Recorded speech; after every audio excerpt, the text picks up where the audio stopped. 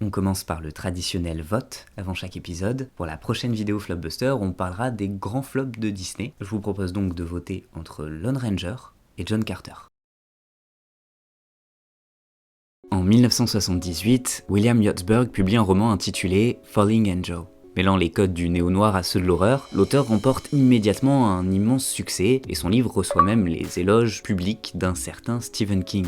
Dès qu'il lit ce livre, le réalisateur Alan Parker cherche à travailler sur une adaptation. Cependant, il découvre à sa grande déception que les droits ont déjà été achetés. Fidèle à sa réputation, l'industrie hollywoodienne n'a pas tardé à flairer le bon coup.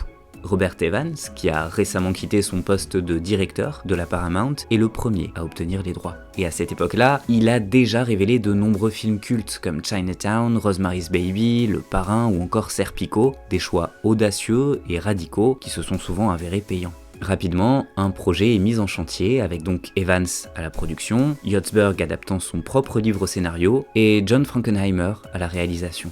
On lui devait notamment Le Prisonnier d'Alcatraz, 7 jours en mai, et à l'époque, il est encore très loin de tourner sa version de L'île du Docteur Moreau, un projet pour le moins catastrophique qui sera peut-être intéressant à traiter un jour. L'île du Docteur Moreau, réalisé par John Frankenheimer. Frankenheimer est rapidement remplacé par Dick Richards qui sortait tout juste de son film Il était une fois la Légion avec notamment Catherine Deneuve. Là encore, le projet échoue.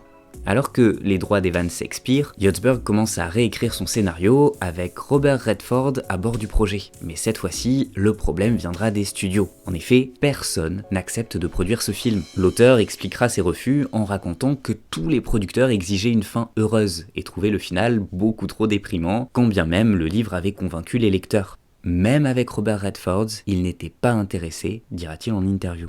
Après ces quelques échecs, viendra une longue période d'arrêt, durant laquelle une adaptation de Falling Angel semble totalement impossible. Petit saut dans le temps, et nous voilà en 1985, 7 ans déjà après la publication du roman. Alors qu'il mange à Pinewood Studios, le réalisateur britannique Alan Parker discute avec un célèbre producteur, Elliot Kastner. Parker sort tout juste du triomphe critique qu'a été Birdie, sacré prix du jury au Festival de Cannes. Et même si Birdie a été un échec commercial aux États-Unis, il reste avant tout considéré comme une grande réussite artistique, et plus important encore, comme une maîtrise totale dans l'exercice de l'adaptation d'un livre. Kastner propose donc à Parker une nouvelle adaptation. Et à la grande surprise du cinéaste, il pose sur la table un exemplaire de Falling Angel. Un coup de pouce du hasard totalement inattendu, mais surtout un projet que Parker s'empresse d'accepter. On a enfin un réalisateur qui écrira lui-même le scénario mais consultera tout de même Yotzberg à de nombreuses reprises. Un producteur respecté, ne manque plus qu'un studio venant financer le tout. Après avoir terminé la première version du scénario en septembre 85, Alan Parker va essuyer de nombreux refus. Et là encore, on lui reproche une histoire trop sombre, un final qui ne correspond pas à ce que doit être un héros américain. C'est finalement vers le studio Carolco, fondé par Andy Vajna et Mario Kassar, que Parker va enfin trouver un soutien. Carolco a l'habitude des films plus sombres et plus violents. Le studio sort tout juste des triomphes du premier Terminator, des 2 premiers Rambo, C'était pas ma guerre! Et financera un peu plus tard Prince des Ténèbres de John Carpenter, autant dire que la maison ne fait pas dans le feel-good et le spectacle familial. Alan Parker s'amusera du duo de Vajna et Kassar en écrivant des années plus tard que leur alchimie ne correspondait pas au cliché gentil flic, méchant flic, mais plutôt flic taré et flic inquiétant. Il précisera également, avant Carolco, le terme film indépendant représentait un film tourné en 16 mm fait maison. Ils ont piraté le système des studios de l'intérieur. L'énorme avantage d'être produit par un studio indépendant allait être la liberté de création. Après un seul repas à parler du script, le réalisateur ressortait avec la promesse d'un studio, mais aussi la promesse d'avoir son montage final. Une victoire artistique que notre cher ami David nous rappelait si bien dans notre vidéo consacrée à Dune. It's very important for a filmmaker to have final cut. Alan Parker peut également choisir son équipe technique avec notamment Gary Hamling au montage, son fidèle collaborateur avec qui il avait déjà travaillé sur Midnight Express, The Wall, Birdie et qu'il retrouverait plus tard notamment sur Mississippi Burning. Michael Cerezin est le directeur de la photographie, là aussi fidèle collaborateur d'Alan Parker, et il travaillera plus tard avec Alfonso Cuarón sur 2 projets, dont Harry Potter et le prisonnier d'Azkaban.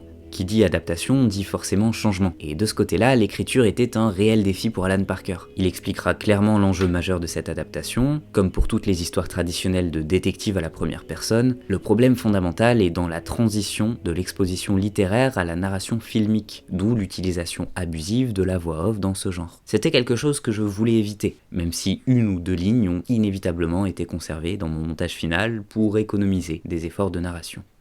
Réussir à retranscrire une atmosphère pesante, à nous faire ressentir de l'empathie envers Harry Angel, sans que le film ne surexplique ses pensées et en évitant le plus possible les clichés du genre, un défi bien plus complexe qu'il n'y paraît, surtout pour un genre aussi codifié que le film noir.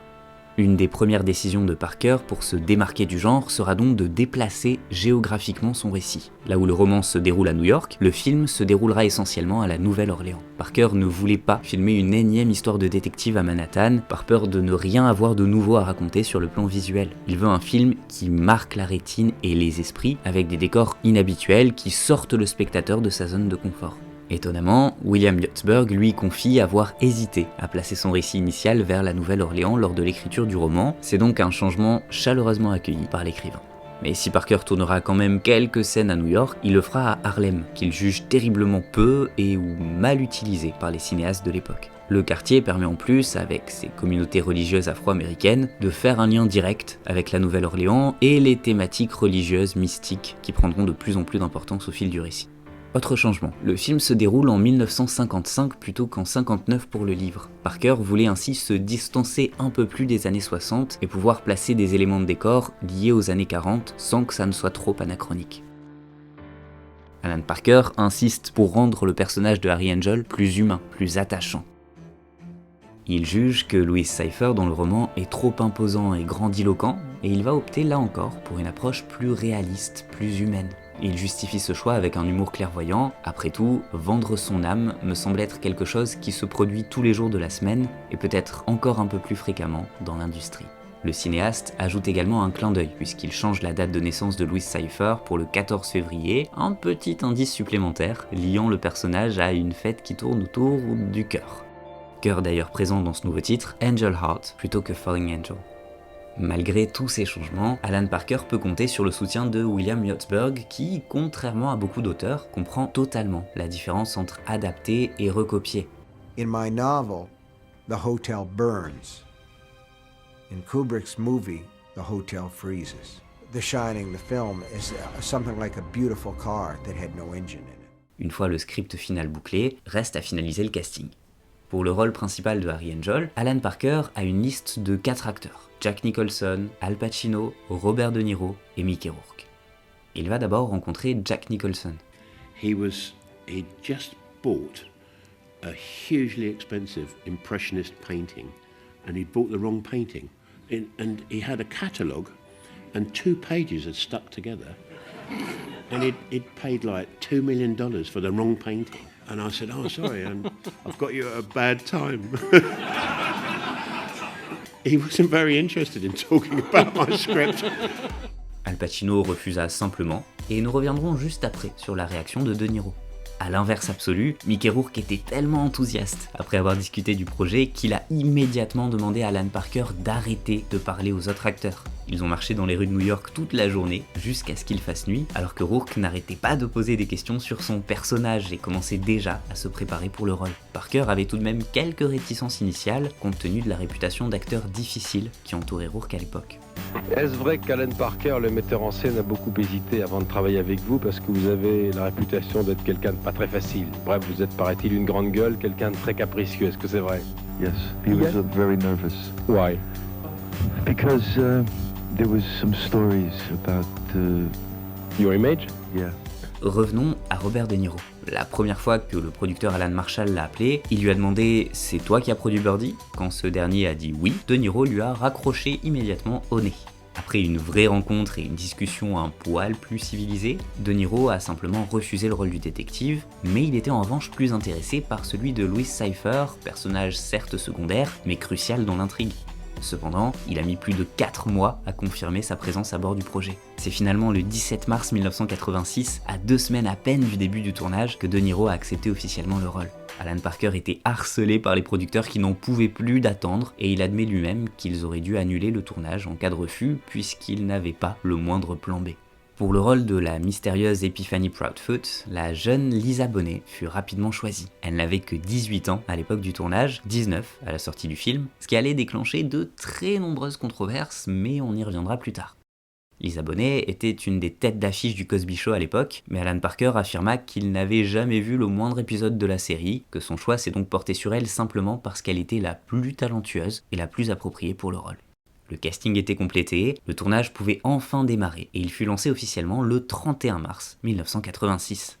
Une fois n'est pas coutume, dans un blockbuster, il n'y a eu ni dépassement de budget conséquent, ni catastrophe industrielle durant le tournage. Le budget prévisionnel était de 18 millions de dollars, et Alan Parker parvint à s'y conformer sans le dépasser. Comme tout tournage, il y a bien sûr eu des mauvais moments, mais rien de terriblement anormal, citant tout de même quelques anecdotes. Lors du tournage, De Niro restait dans son personnage, et il était si terrifiant que même Alan Parker n'osait pas le diriger. De Niro avouera plus tard s'être en partie inspiré de son cher ami Martin Scorsese pour le rôle, ce qui n'est pas forcément rassurant. L'ambiance entre Robert De Niro, qui ne sortait pas de son personnage, et Mickey Rourke était assez conflictuelle. Au passage, Alan Parker tirera pleinement profit de ces tensions dans sa façon de filmer leur dialogue.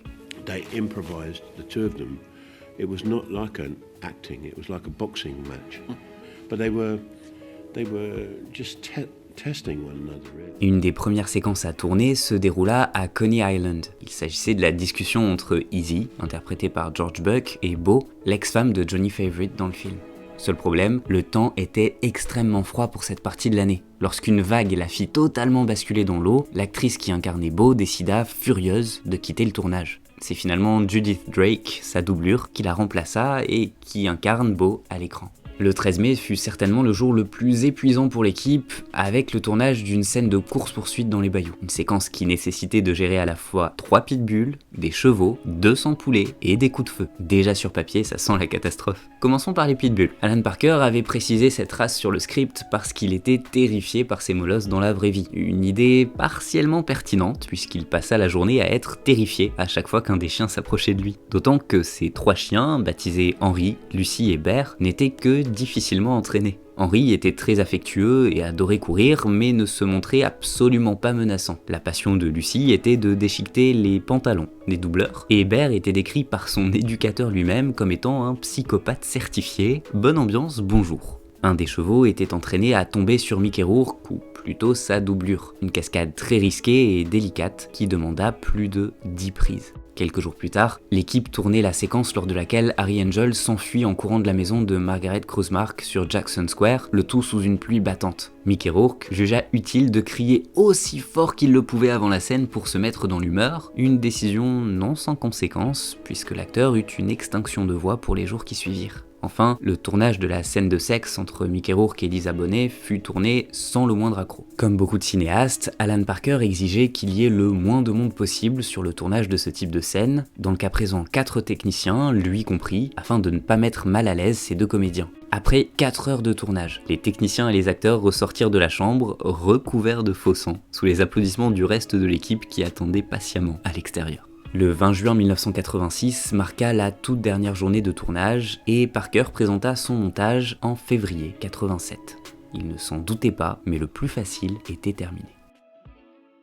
Car le réel scandale allait justement être initié par la MPAA, la Motion Pictures Association of America, organisme qui décide de la classification des films aux États-Unis. À la stupeur générale, la MPAA décide de classer le film catégorie X, quasi uniquement réservé aux films pornographiques. Au-delà d'un scandale médiatique, être classé X, c'est un suicide commercial. C'est tout simplement avoir l'interdiction formelle de diffuser le film en dehors des salles réservées aux films pornographiques. Autrement dit, l'interdiction de diffuser le film dans à peu près toutes les salles du pays. Alan Parker fit appel une première fois, appel rejeté, qui confirma le verdict de la MPAA. La raison de cette classification ? Justement, la séquence de sexe entre Mickey Rourke et Lisa Bonet, jugée trop longue, trop explicite, et dont l'apothéose dans un bain de sang n'a certainement pas aidé. Alors qu'il ne restait plus que quelques semaines avant la sortie en salle, les producteurs mettaient une pression insensée sur les épaules d'Alan Parker, dont la liberté totale de création était remise en cause. Le cinéaste fit appel une deuxième fois, tenant à ne pas altérer son œuvre, mais l'appel fut à nouveau rejeté. Il fut donc forcé de couper une dizaine de secondes sur cette séquence de moins de 2 minutes, afin d'obtenir la classification R, enfant de 17 ans accompagné d'un adulte. Parker jugea cette expérience comme une perte de temps, un exercice inutile et coûteux. Il écrivit plus tard sur l'hypocrisie de la liberté d'expression américaine selon la MPAA, puisque techniquement tout peut être filmé, mais que si on ne joue pas avec leurs règles, tout cinéaste peut voir son film condamné à la classification X et au bas-fond de la distribution. Mais le scandale de cette scène n'allait pas se limiter à la partie juridique. Bill Cosby, encore extrêmement populaire à l'époque, critique violemment le film en public et de nombreuses sources affirment que Lisa Bonet a été redirigée du Cosby Show vers le spin-off A Different World à cause de cette dispute. Une façon plus acceptable de la mettre à la porte avant qu'elle ne quitte complètement l'univers quelques années plus tard. Cosby décrira Angel Heart comme un film raciste et répugnant. Pour le citer, Angel Heart est un film fait par l'Amérique blanche qui fait tourner une fille noire pour la sexualiser. De quoi coller à l'image très familiale qu'il entretenait à l'époque, le même Bill Cosby est inculpé pour agression sexuelle sur une 50aine de femmes en 2015. L'hypocrisie la plus répugnante à son sommet. Lorsque le film sort enfin en salle aux États-Unis le 6 mars 1987, sa réputation sulfureuse et ses scandales le condamnent déjà aux yeux de nombreux critiques et d'une partie du public. Et l'accueil presse fut pour ainsi dire très frileux. Le Washington Post critique un film excessivement stylisé qui stimule trop son spectateur lorsque la musique devient folle. Le New Yorker va plus loin en écrivant « Parker n'a tout simplement pas le talent de rendre le mal séduisant. Il ne sait faire qu'un montage tape à l'œil. » Traditionnel passage chez nos préférés, Siskel et Ebert, avec une fulgurance de Roger Ebert qui a apprécié ce film. Siskel en revanche l'a largement critiqué en lui reprochant au passage une scène de sexe loin d'être aussi choquante que ce que la classification veut vous faire croire. Comme si la classification X était une des ambitions artistiques du film. Enfin, Film Fort dira simplement que le roman est si bon qu'il méritait un bien meilleur film. Notons que quelques critiques sauront tout de même reconnaître le talent, notamment chez Empire ou la BBC. Pour ne rien arranger, Angel Heart sort exactement le même jour que L'Arme Fatale, qui gagnera environ le double de son week-end de démarrage. Pour ce départ, Angel Heart ne se hissera qu'à la 4e place du box-office, avec moins de 3,7 millions de recettes pour un week-end, derrière Freddy 3 Les Griffes du Cauchemar, qui était à sa 2e semaine d'exploitation, mais pire encore, derrière Platoon, qui s'accrochait à la 3e place alors qu'il entamait sa 12e semaine d'exploitation. Platoon que Mickey Rourke avait d'ailleurs refusé, en partie pour tourner Angel Heart. La boucle de la malchance est bouclée. Le film chutera de semaine en semaine jusqu'à terminer sa course avec 17,2 millions de dollars aux États-Unis, n'atteignant même pas son budget pourtant raisonnable de 18 millions de dollars. Petite fierté nationale, en France le film crée une belle surprise, avec près de 1 350 000 entrées. La popularité de Mickey Rourke chez nous y a certainement contribué, puisqu'il avait déjà attiré 1,2 million de spectateurs, avec 9 semaines et demie en 86, alors que l'accueil américain avait été encore pire que pour Angel Heart. Et pourtant, si après tant de scandales et un échec total, le film semblait voué à l'oubli, l'histoire en décida autrement.